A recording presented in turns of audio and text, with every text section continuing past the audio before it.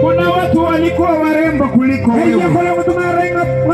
Kuna watu walikuwa wamesoma kuliko wewe, lakini siku ya leo hawako duniani.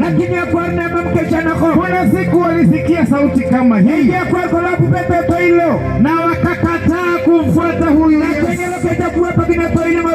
lakini saa hii hawako katika dunia. Nikwambie jambo moja, ya kwamba saa hizi vile unavyotembea, vile ulivyo na afya, hebu tembelea hospitali ya Samburu kama vile mimi nimefanya juzi, uone ya kwamba uhai wako ni kitu cha maana, uone kwamba afya yako ni kitu cha maana. Mungu amekupatia hiyo uhai ili uweze kumfanyia Mungu kazi. Nasikia sauti ya Mungu ikisema kwamba nashuka. Nasikia sauti ya Mungu inasema kwamba nashuka. Nasikia sauti ya Mungu ya kwamba inasema anashuka. Yule tayari kupokea hiyo sauti anafunguliwa kwa jina la Yesu. Anafunguliwa kwa jina la Yesu.